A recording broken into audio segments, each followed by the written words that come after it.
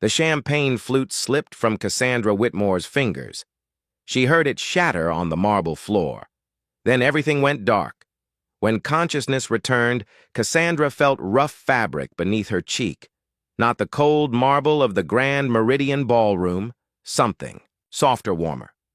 She opened her eyes slowly.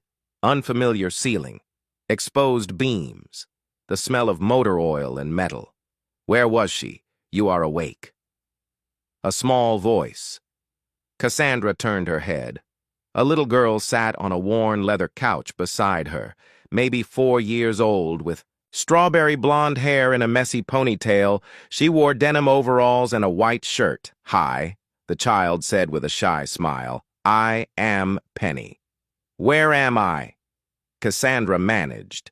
Her voice was hoarse. "Papa's garage," Penny explained. "You fell down at the fancy party? Papa brought you here because you were sick." Cassandra tried to sit up. The room spun. "Easy," a male voice said. A man appeared in the doorway, tall and muscular with light brown hair and striking features. He wore a gray shirt and jeans, both stained with grease. "You fainted," he explained. "At the charity gala. I am a mechanic. I was working on one of the catering vans outside when someone ran out saying a woman had collapsed." Cassandra's memory started returning.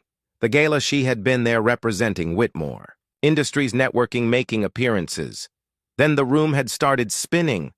"I called an ambulance," the man continued, "but you woke up and refused to go. Said you were fine. Then you passed out again." He ran his hand through his hair. "You gave me your address, but it is an hour away. And you clearly were not well enough to be alone. So I brought you here. My apartment is upstairs." Cassandra tried to process this. "You brought me to your home. I could not exactly leave you unconscious in a parking lot." "Fair point. Who are you?" Cassandra asked. "Holden Rivers," he said. "And you have met my daughter Penny." Penny waved. "You are very pretty," she announced, "even when you are sleeping." Despite everything, Cassandra smiled slightly. "Thank you." "What is your name?" Penny asked. "Cassandra." "That is a princess name," Penny said with authority. "Papa, can I get her water?" "Please," Holden said. Penny scrambled off the couch and disappeared. Holden pulled over a metal stool and sat. "You said your name is Cassandra." "Whitmore," he said. "The CEO." "Yes." "So you are rich," Cassandra bristled. "Here it comes. Why does that matter?" "Because rich people usually do not end up on my couch," Holden said dryly. "I am trying to figure out how I explain this to my insurance company. If something goes wrong," Cassandra found herself laughing weakly, "I will not sue you. Good to know." Penny returned, carefully carrying a glass of water. Cassandra accepted it gratefully. "When did you last eat?" Holden asked. Cassandra thought about it. "Yesterday. Morning, I think." "Yesterday." Holden looked appalled. "What about the gala?" "I was too busy networking." Holden shook his head. "That is why you fainted." "Low blood sugar, and probably dehydration." He stood. "Stay here. I am making you food. You do not have to." "You fainted in my garage," Holden said. "You are eating." He disappeared upstairs. Penny climbed back onto the couch. "Papa makes good food," she confided. "He makes me pancakes on Saturdays." "That sounds nice." "Do you have a little girl?" Penny asked. "No, boy. No children at all." Penny looked thoughtful. "That is sad. Kids are fun." Cassandra felt an unexpected pang. She was 34 years old, built a billion-dollar company, but had no family, no children.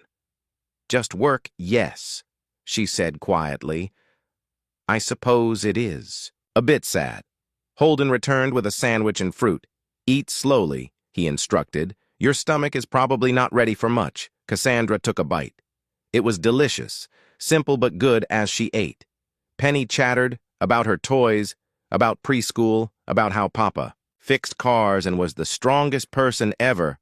Holden listened patiently, occasionally correcting her more creative interpretations of events. Cassandra found herself relaxing. This garage apartment was modest, nothing like her penthouse, but it felt like a home. "Where is her mother?" Cassandra asked quietly when Penny went to play. Holden's expression hardened. She left when Penny was 6 months old. Decided motherhood was not for her. I have raised Penny alone since then. I am sorry. Do not be. Holden said, "We are better off without someone who did not want to be here." He looked at his daughter playing with toy cars on the floor. "She is everything to me." Cassandra heard the love in his voice. "You are a good father. I try." After an hour, Cassandra felt strong enough to stand. "I should call a car. It is 3 in the morning." Holden said, "Stay until daylight at least." "I could not impose." "You already imposed by fainting." Holden said, "Might as well finish the job." He smiled to soften the words. "The couch pulls out. I will get you blankets." Cassandra was too tired to argue. She texted her assistant that she was safe, then settled onto the surprisingly comfortable pull-out bed. Penny appeared with a stuffed rabbit mister. "Carrots will keep you company," she said seriously, "so you are not scared." Cassandra's throat tightened. "Thank you, Penny." The little girl patted her hand. "Feel better, Miss Cassandra." As Cassandra drifted to sleep, she heard Holden reading Penny a bedtime story upstairs, his deep voice gentle, the child's occasional questions. It was the most peaceful sound she had heard in years. The next morning, Cassandra woke to the smell of coffee and pancakes. Penny was already at the small kitchen table. "You stayed," she said, delighted Papa made pancakes. "You can have some. Over breakfast." Cassandra learned more about Holden. He had inherited the garage from his father, worked hard to keep it running. "Raised Penny alone while managing the business. It is not easy," he admitted. "But we make it work." "Why do you do it alone?" Cassandra asked. "Why not hire help?" "With what money?" Holden said without bitterness. "Small garage mechanics do not exactly rake it in." An idea was forming in Cassandra's mind. What if you had an investor? Holden looked wary. "What do you mean?" "I mean your business has potential," Cassandra said. "Good location. Obvious skill. You just need capital to expand. I am not a charity case." "I am not offering charity," Cassandra said. "I am offering a business partnership." Over the next hour, they talked about expansion possibilities, about hiring additional mechanics, about modernizing equipment. Holden was skeptical but interested.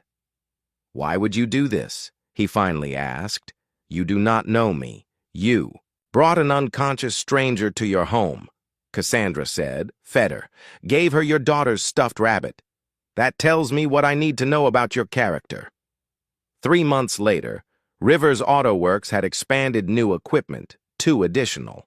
Mechanics A growing client base. Cassandra visited often to check on the investment, she told herself.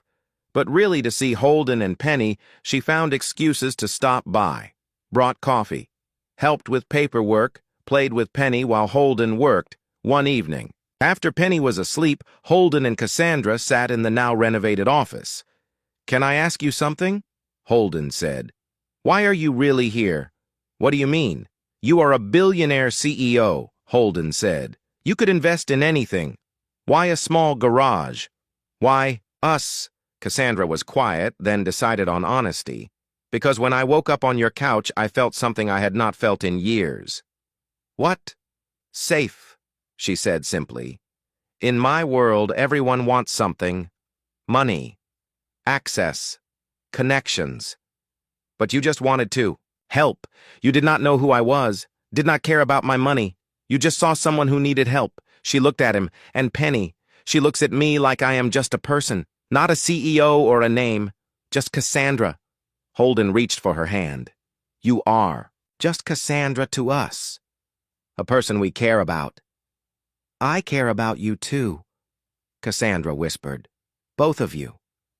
More than I thought possible." Holden stood and pulled her close. "I am falling in love with you."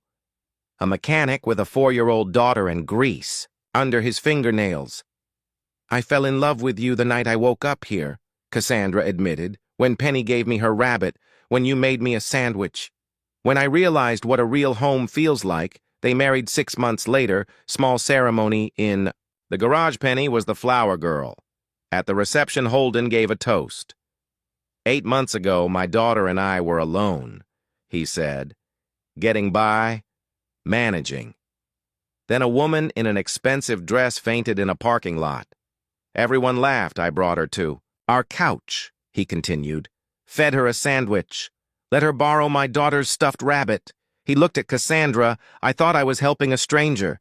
I did not know I was meeting my future wife. You showed me that success is not about money. It is about who you come home to. Cassandra stood and kissed him. I fainted at a party, she said in her own toast, and woke up in a garage with everything I did not know I needed. A man who values integrity over profit. A little girl who taught me what matters. A family I never knew I was missing. Years later, people would ask how they met. Cassandra would smile and say, I collapsed at a gala. He carried me to his garage, best medical emergency I ever had. Sometimes you have to fall to find where you belong. Sometimes a mechanic's couch is more valuable than a penthouse. And sometimes waking up in an unexpected place is exactly where you were meant to be, all along. If this story resonated with you, please like and share it with someone who needs a reminder that home is not a place, but the people who see your true self. Subscribe for more stories about finding family in unexpected moments. Comment and tell us about a time when help came from an unlikely source. Your story might encourage someone to stay open to life's surprising blessings.